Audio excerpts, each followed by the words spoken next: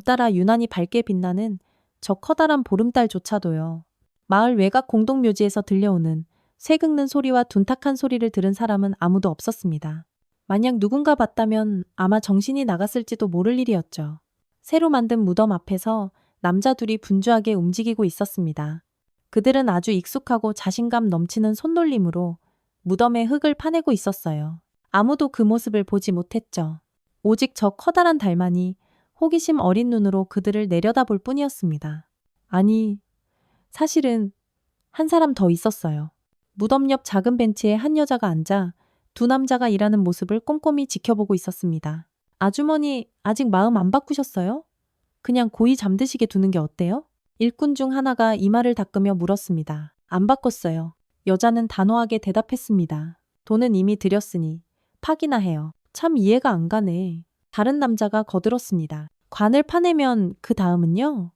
그걸 들고 가시게요? 그럴 필요 없어요. 여자는 한결 차분해진 목소리로 말했습니다. 얼굴만 한번 보고 그러고 다시 묻어주면 돼요. 이상한 분이시네. 진짜. 두 번째 남자가 피식 웃었습니다. 뭘 보시겠다는 거예요?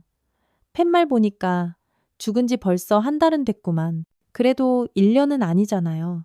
알아볼 수 있어요. 누구요? 내 아들이요. 그 말을 들은 인부들은 서로 얼굴을 쳐다봤습니다. 아마 슬픔에 못 이겨 엄마가 제정신이 아니라고 생각했겠죠? 하지만 뭐 그들 입장에선 상관없는 일이었습니다. 파냈다가 다시 묻으면 그만이니까요. 이 아주머니가 준 돈이 워낙 두둑했거든요. 그들은 더 이상 아무것도 묻지 않고 묵묵히 땅만 팠습니다. 여자는 그저 기다리며 지난 날을 떠올리고 또 떠올렸습니다. 서연은 40이 넘어 아들을 낳았습니다. 남편과 수십 년을 노력했지만 아이는 생기지 않았죠. 결국 남편은 더 젊고 건강한 여자에게로 떠나버렸습니다. 그 여자는 금방 딸 둘을 낳았고 서연은 계속 혼자 살았어요. 그러던 어느 날 마을에 젊은 농업 기술자가 새로 왔습니다. 갓 대학을 졸업한 아주 앳된 청년이었죠. 농협 격리로 일하던 서연은 이장님에게 여러 용무로 찾아오는 그 청년과 업무상 자주 마주쳤습니다. 그리고 서연은 그 청년이 자신을 쳐다보는 횟수가 점점 늘어난다는 걸 눈치챘죠. 그러다 한 번은 그가 농협 트럭으로 집까지 태워다 주겠다고 나섰습니다. 서연은 덥석 그를 집으로 초대했죠. 그리고 그들은 하룻밤을 함께 보냈습니다. 서연 자신도 어떻게 정신이 나갔었는지 이해할 수가 없었어요. 아침이 되자 자기가 무슨 짓을 저질렀는지 깨달았습니다. 그 청년 민규는 이제 겨우 24이고 자신은 40, 아들 뻘이었죠. 아니, 서연의 외모는 꽤 괜찮은 편이었습니다. 그래도 이건 아니었어요. 마을 사람들 알면 웃음거리가 될 거야. 서연이 민규에게 이렇게 말하자 그는 그저 어깨를 으쓱할 뿐이었습니다. 싫으면 그만이라는 듯이요. 원하는 걸 얻고 나니 그의 관심은 싹 식어버린 것 같았죠. 서연은 일주일간 자신의 어리석음을 후회하며 막 피어나려던 사랑을 억지로 짓눌렀습니다. 그리고는 민규라는 청년에게 전혀 관심 없는 척했죠. 민규 역시 둘 사이에 아무 일도 없었던 것처럼 행동했습니다. 입이 무거운 걸 보니 그래도 괜찮은 사람 같았어요. 그렇게 하룻밤에 일은 묻히는 듯 했습니다. 그런데 얼마 후 서연은 자신이 임신했다는 사실을 알게 됐습니다. 정말 미쳐버릴 것만 같았죠. 기쁘면서도 두렵고 부끄러웠습니다. 이런 바보 같은 짓을 어린애한테서 애를 갖다니. 전 남편과 15년을 살면서 의사들마다 불임이라고 했는데 어떻게 이런 일이. 아이는 포기하는 게 좋겠습니다. 동네 병원 의사는 단호하게 말했습니다. 나이가 너무 많으세요. 아이에게 어떤 영향을 줄지 모릅니다. 아니요, 낳을 거예요. 서연은 약간 반항적으로 대답했습니다. 선생님은 몇 년 동안 제가 임신할 가능성 없다고 하셨잖아요. 근데 저 임신했어요. 선생님 말 못 믿겠어요. 우리 애는 괜찮을 거예요. 그럼 알겠습니다. 의사는 감정 없는 목소리로 대답했습니다. 그리고 서연에게 수많은 검사 의뢰서와 처방전을 내주었죠. 얼마 지나지 않아 민규는 마을을 떠났습니다. 서연은 오히려 잘 됐다고 생각했죠. 그가 알 필요는 없으니까요. 이 아이는 오직 자신의 아이였습니다. 물론 마을 사람들은 서연이 늙음하게 누구 애를 가졌는지 수군거렸습니다. 하지만 끝내 알아내진 못했죠. 남편이 떠난 후 그녀는 계속 혼자였으니까요. 사실 그들 알바도 아니었고요. 동네 아줌마들은 평상에 앉아 잠시 떠들어대다 이내 잠잠해졌습니다. 자기들이 키울 것도 아니니까요. 아들, 민준이는 제때 아주 건강하게 태어났습니다. 서연은 처음으로 아들을 가슴에 안았을 때 이제 자신이 세상에서 가장 행복한 사람이 되었다는 것을 바로 깨달았어요. 이 세상에 더는 혼자가 아니었습니다. 민준이는 정말 멋진 아이로 자랐습니다. 학교 공부도 잘했고 각종 경시대회에도 나가고 운동, 특히 육상을 좋아했죠. 서연은 아들이 고등학교를 졸업하면 대학에 갈 거라고 생각했습니다. 이과든 문과든 체대든 어디든 아들은 잘 해낼 테니까요. 서연은 아들의 어떤 선택이든 지지할 준비가 되어 있었습니다. 그런데 아들이 갑자기 어머니를 깜짝 놀라게 했죠. 저 군대 갈 거예요. 고3 때 아들이 선언했습니다. 그리고 나서 공대에 진학할래요. 아들, 왜 1년을 버리려고 그래? 서연은 진심으로 이해할 수 없었습니다. 지금 대학 가면 입대 연기할 수 있잖아. 그럼 매년 신체 검사 때문에 불려다닐 거 아니에요. 아니요, 엄마. 그냥 빨리 다녀오고 그 다음에 공부할래요. 군대 다녀오면 입학할 때 가산점도 있고요. 어쩔 수 없이 서연은 동의했습니다. 아들과 논쟁해봐야 소용없다는 걸 알았거든요. 고집이 보통이 아니었죠. 입대 전 환송회는 성대하게 열렸습니다. 모든 동창이 다 왔죠. 그리고 예나도 있었습니다. 민준이의 첫사랑이었어요. 착한 아이였죠. 서연도 마음에 들어 했습니다. 심지어 그 아이를 자신의 며느리로 상상해보기도 했어요. 꽤 괜찮은 것 같았죠? 민준이가 탄 기차가 떠난 후에도 한참 동안 둘은 승강장에서 서로를 껴안고 울었습니다. 자, 예나야, 이제 가자. 서연이 한숨을 쉬며 말했습니다. 이제 우리 민준이 기다리는 일만 남았네. 예나는 그저 고개를 끄덕일 뿐이었어요. 정말 착한 아이였죠. 도시에 있는 대학에 진학한 후에도 서연을 잊지 않았습니다. 자주 전화를 걸어왔어요. 어느 날 서연은 수화기 너머로 들려오는 예나의 불안한 목소리를 들었습니다. 어머님, 오늘 뉴스 보셨어요? 예나가 초조하게 물었습니다. 어머, 아니, 예나야. 내가 부엌 도배지를 새로 바르느라 아침부터 씨름하고 있었어. 괜히 시작했다 싶어 10번도 더 후회했네. 하루 종일 겨우 차 한 잔 마셨어. 거실에 나가서 텔레비전 켤 생각도 못했네.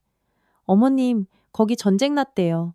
예나가 떨리는 목소리로 말했습니다. 무슨 전쟁? 서연의 눈앞이 캄캄해졌습니다. 숨을 겨우 들이쉬었죠. 머리가 어지러웠습니다. 어디서 전쟁이 났는데? 국경이요.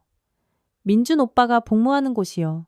아니, 전쟁까진 아니고 총격전이래요.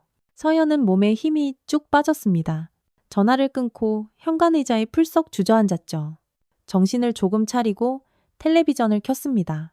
뉴스에서 들려오는 소식은 오히려 그녀를 약간 안심시켰습니다. 네, 총격전이 있긴 하지만 의무 복무 중인 사병들은 참여하지 않습니다. 그건 정말 다행이죠. 그리고 1시간쯤 뒤 민준이에게서 전화가 왔습니다. 가끔은 전화를 허락해 주었거든요. 아들, 괜찮니? 응, 엄마, 다 괜찮아. 서연은 민준이의 밝은 목소리를 들었습니다. 그 목소리에 마음의 평정을 완전히 되찾았죠. 군 생활 잘하고 있어. 뉴스에서는 끔찍한 소식만 나오던데. 에이, 엄마, 뉴스에서 나오는 거 다 믿지 마. 그냥 이웃나라가 좀 까부는 건데 우리 쪽에서 벌써 다 정리했어. 너도 정리하는데 참여했어? 무슨 소리야? 우린 근처에도 못 가. 거기선 직업 군인들이 일하는 거고 우린 그냥 훈련만 나가. 훈련? 아들, 몸 조심해. 당연하지 엄마. 그들은 이런저런 이야기를 좀 더 나눴습니다. 하지만 통화가 끝난 후 서연의 마음은 다시 불안해졌습니다. 국경에서 총을 쏘는데 무슨 훈련이란 말인가? 아들이 그냥 날 안심시키려는 걸까? 아니면 정말 아무 일도 없는 걸까? 일주일이 지났습니다. 민준이는 그동안 단 한 번도 전화하지 않았죠. 그리고 그 지역에서 들려오는 소식은 점점 더 불안해졌습니다. 서연 씨, 민준이는 잘 있대? 서연이 빵을 사러 가게에 갈 때마다 동네 여자들이 물었습니다. 네, 잘 지내요. 그녀는 짧게 대답했죠. 어휴, 큰일이네. 하필이면 이럴 때 군대를 가서 말이야. 걱정해주는 척하는 말들이 오히려 어머니의 마음을 후벼 팠습니다. 그래도 힘내. 얼굴이 반쪽이 됐어. 살이 쏙 빠졌네. 괜찮아요. 서연은 손을 내저으며 대답했습니다. 하지만 머릿속에는 온통 아들 생각뿐이었죠. 한 달이 지났습니다. 민준이는 여전히 전화가 없었죠. 서연은 지역 병무청으로 향했습니다. 아무 문제 없습니다. 병무청 직원이 그녀를 안심시켰습니다. 만약 무슨 일이라도 있었다면 저희에게 바로 연락이 왔을 겁니다. 너무 걱정하지 마세요. 그런데 왜 아무 소식이 없죠? 전화도 안 되고요. 서연은 눈물을 간신히 참으며 물었습니다. 지금 시기가 시기인 만큼 전화 사용이 금지되었을 겁니다. 어머님 아드님께는 아무 일도 없을 거예요. 분쟁 지역에는 직업 군인만 투입됩니다. 아드님은 의무 복무 중이잖아요. 벌써 몇 개월이나 복무했죠? 8개월이요? 세상에 이제 얼마 안 남았네요. 곧 집으로 돌아올 겁니다, 어머님.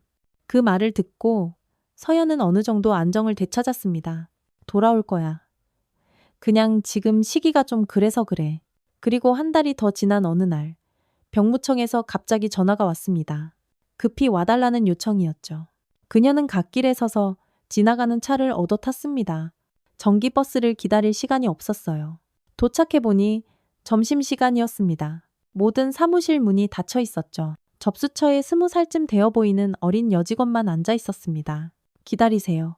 그녀가 말했습니다. 곧 부장님이 식사 마치고 오시면 말씀해 주실 거예요. 무슨 일인데요? 서연이 초조하게 물었습니다. 저는 잘 모릅니다. 여직원은 그저 고개를 숙일 뿐이었죠. 2시가 되자 병무청장이 건물로 들어섰습니다. 그는 불안에 떨고 있는 어머니를 지친 눈으로 쳐다봤죠. 서연은 마침 신선한 공기를 마시며 마음을 진정시키려고 밖에 나와 있었습니다. 들어오시죠. 청장은 낮은 목소리로 말하며 문을 열었습니다. 그리고 사무실 안에서 서연은 끔찍한 소식을 듣게 되었습니다. 서연 어머님, 아드님께서 사망했습니다. 청장이 말했습니다. 오늘 부대에서 전화가 왔는데 심장마비였다고 합니다. 손 쓸 방법이 없었다고. 무슨 심장마비요? 서연이 공포에 질려 속삭였습니다. 우리 애는 아주 건강했어요. 그렇지 않았으면 군대에 가지도 못했을 거예요. 네, 그렇습니다만 인체라는 게 워낙 복잡한 것이라 어딘가에서 문제가 생긴 모양입니다. 문제요? 무슨 문제요? 서연이 소리쳤습니다. 제가 멀쩡한 아들을 보냈는데, 살아있는 아들을 보냈는데 지금 무슨 문제 얘기를 하시는 거예요? 어머님, 소리치지 마십시오. 저도 아는 것이 어머님보다 많지 않습니다. 청장은 한숨을 쉬었습니다. 그리고 삼가조의를 표합니다.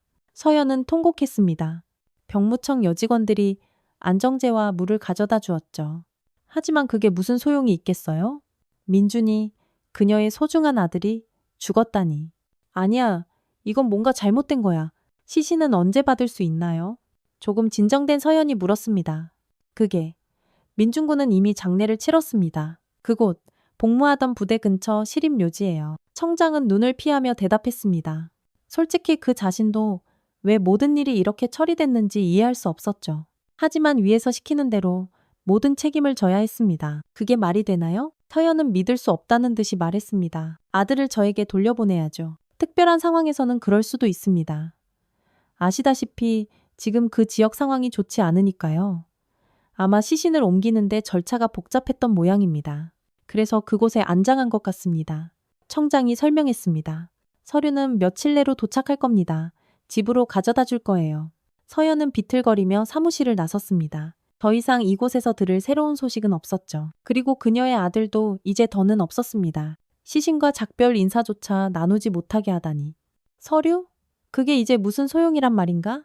마을 전체가 그 비극적인 소식을 듣고 마치 시간이 멈춘 듯 했습니다. 민준이, 그 곱슬머리에 착하고 박던 아이가 죽었다니. 어떻게 이렇게 끔찍한 일이? 어머니가 저걸 어떻게 다 감당할까? 사람들은 서연을 불쌍히 여겼습니다. 여자 혼자 사는 인생에 어쩌다 이런 재앙이 닥쳤을까? 평생을 아들 하나만 보고 살았는데 이제 그녀는 무엇을 위해 살아야 할까?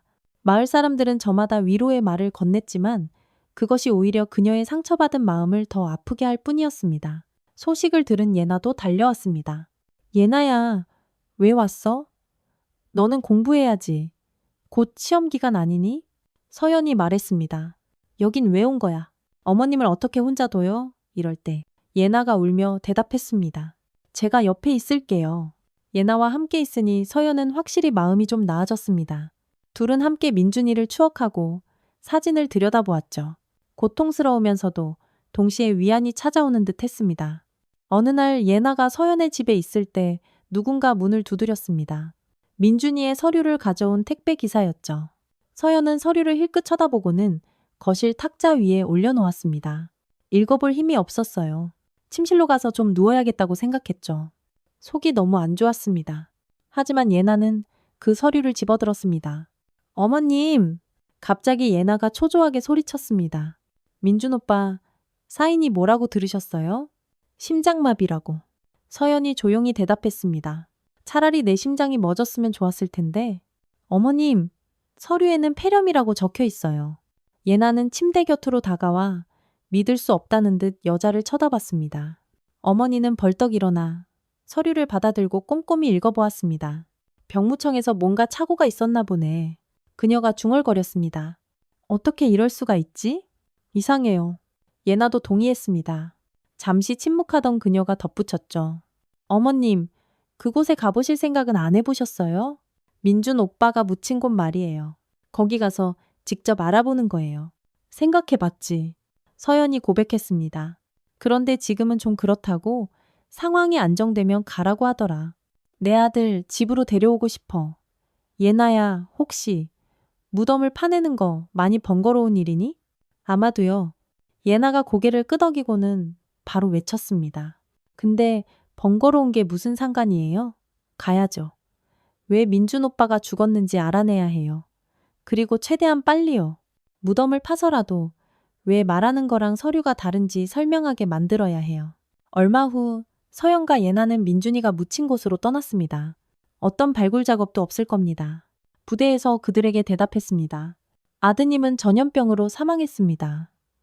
현재로서는 무덤을 여는 것은 위험하고 심지어 불법입니다. 하지만 병무청에서는 심장마비로 죽었다고 했는데요. 서연이 반박했습니다. 거기서 뭐라고 했는지는 모르겠습니다. 부대장이 대답했습니다. 하지만 서류에는 사망 원인이 분명히 명시되어 있습니다. 아, 네. 폐렴 합병증으로 심장이 버티지 못한 거겠죠.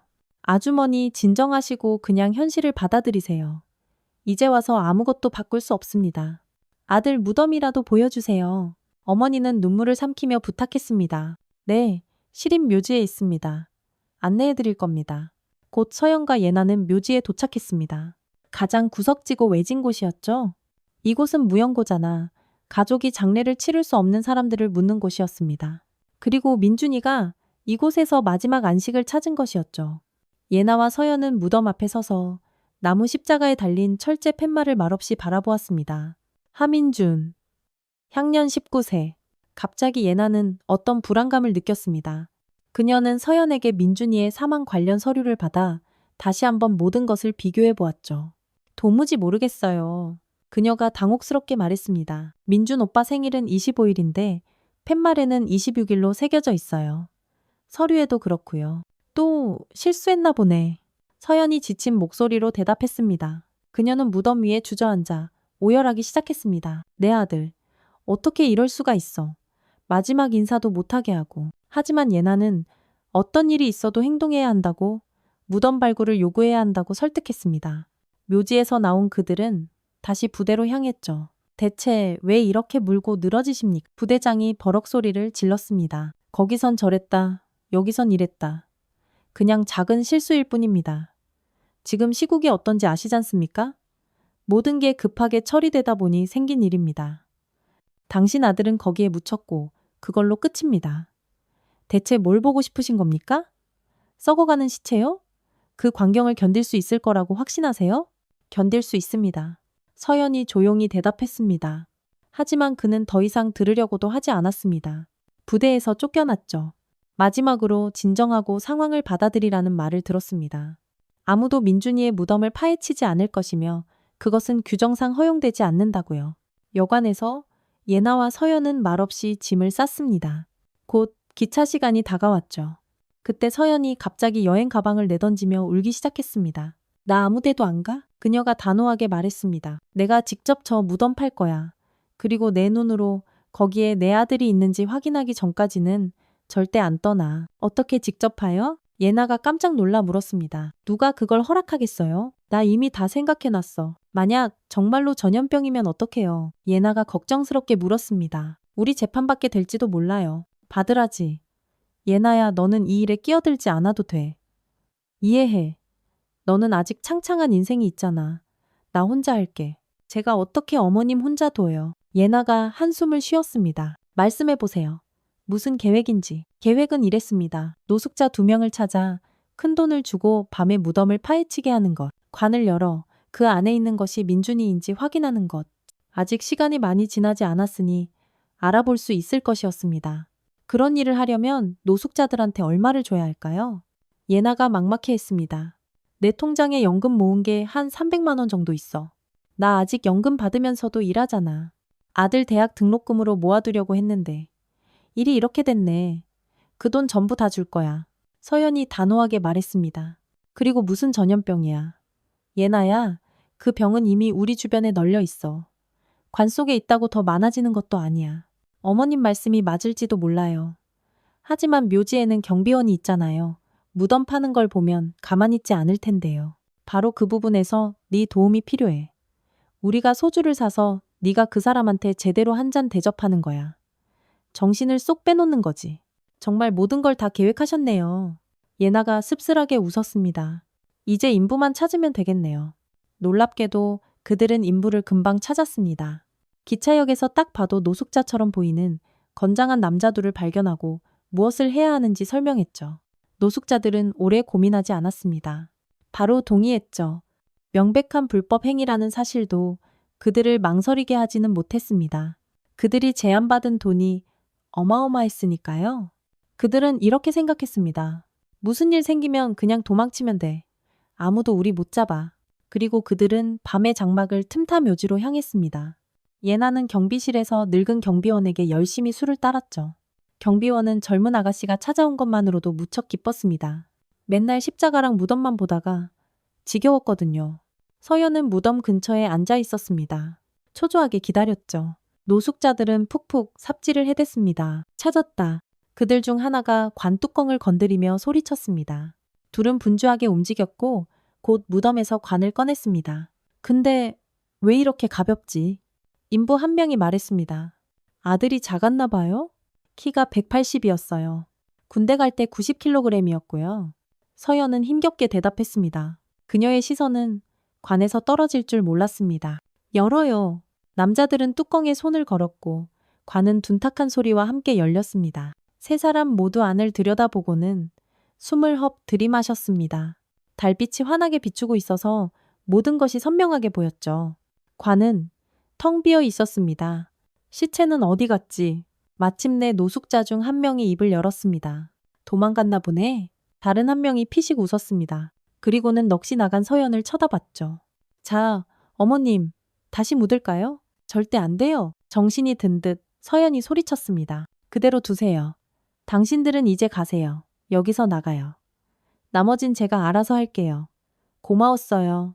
인부들에게 돈을 지불한 후 여자는 전화를 걸기 시작했습니다. 처음에는 예나에게, 그 다음에는 경찰에 신고했죠. 경찰이 묘지에 도착했을 때 그녀는 자신이 여기서 뭘 하고 있었는지 횡설수설 설명했습니다. 물론 경찰관들은 연약한 여자 둘이 직접 무덤을 파고 관을 꺼냈다는 말을 믿을 수 없었지만 일단 눈 감아 주었죠. 모두의 관심사는 다른 곳에 있었습니다. 정말로 시체는 어디에 있는가? 다음 날 아침 시 검찰청은 분주하게 움직이기 시작했습니다. 군 검찰에서도 대표단이 파견되었죠. 처음에는 모든 비난이 어머니에게 쏟아졌습니다.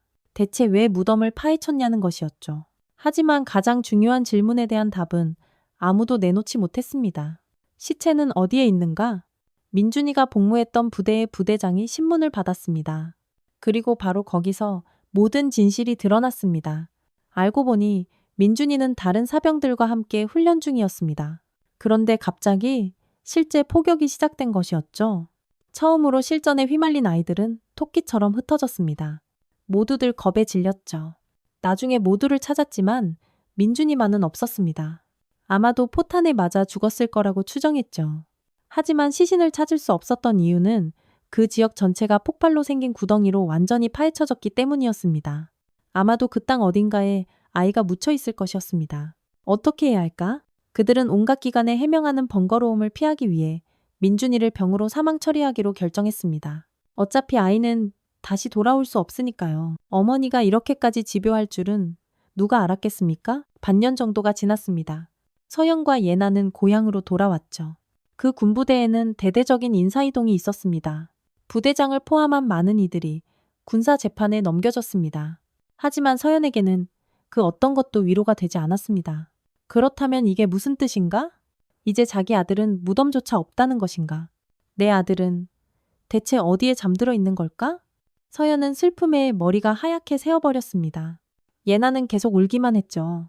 그녀는 마지막까지 민준이가 살아있을 거라고 믿었으니까요. 다른 병사와 착각한 것뿐이라고. 하지만 이제 그가 이 세상에 없다는 것이 확실해졌습니다. 그러던 어느 이른 아침, 누군가 서연의 집 창문을 두드렸습니다. 불행에 잠겨있던 여인은 문을 열고 그 자리에 얼어붙었습니다. 꿈을 꾸고 있는 걸까? 여자는 눈을 비벼보았습니다. 문 앞에는 민준이가 서 있었습니다. 살아있는 야위였지만 살아있는 민준이가 엄마, 저 돌아왔어요. 아들이 외쳤습니다. 민준아, 너 꿈이지? 여인이 속삭였습니다. 엄마, 꿈 아니야. 나 살아있어. 민준이는 웃으며 어머니에게 달려갔습니다. 의식을 잃고 쓰러지는 그녀를 보았기 때문이죠. 서연이 정신을 차렸을 때 그녀는 담요에 덮인 채 집 침대에 누워 있었습니다. 그리고 그 옆에는 그녀의 아들이, 살아있는 아들이 앉아 있었죠. 아들, 어떻게 된 거야? 난 네가 죽었다고 들었는데. 서연이 속삭였습니다. 실수였대. 엄마. 민준이가 한숨을 쉬며 대답했습니다. 그리고 모든 것을 이야기했죠. 훈련 중 폭격이 시작되었을 때 그는 충격으로 정신을 잃었다고 합니다. 그리고 포로로 잡혔던 것이죠. 그 모든 시간 동안 민준이는 다른 포로들과 함께 어떤 지하실에 갇혀 있었습니다. 군 당국은 포로 교환을 협상했지만 마지막 순간에 번번이 무산되었다고 합니다. 그리고 최근에 마침내 교환이 성사되었습니다. 포로로 잡혔던 모든 이들은 즉시 병원으로 이송되었죠. 바로 거기서 아무도 민준이를 찾지 않았다는 사실이 밝혀졌습니다. 그는 사망한 것으로 처리되어 있었지만 실제로는 살아 있었던 거죠. 필요한 치료를 받은 후 그는 제대했고 이렇게 집으로 돌아온 것입니다. 그런데 왜 아무도 나한테 알려주지 않은 거니? 서연이 울며 물었습니다. 내 명복을 빌며 내가 촛불까지 켰는데 엄마, 그럴 수가 없었어. 모든 조사가 끝날 때까지 가족과 연락하는 게 금지됐었어. 그리고 연락이 가능해지자마자 바로 엄마한테 달려온 거야. 이제 나 집에 왔어. 내 아들. 이제 다시는 너를 아무 데도 보내지 않을 거야. 아니, 사실은 보냈습니다. 얼마 후 민준이는 예전 꿈처럼 공대에 진학했습니다. 그리고 지금 성공적으로 학업을 이어가고 있죠. 예나와는 곧 결혼식을 올릴 예정입니다.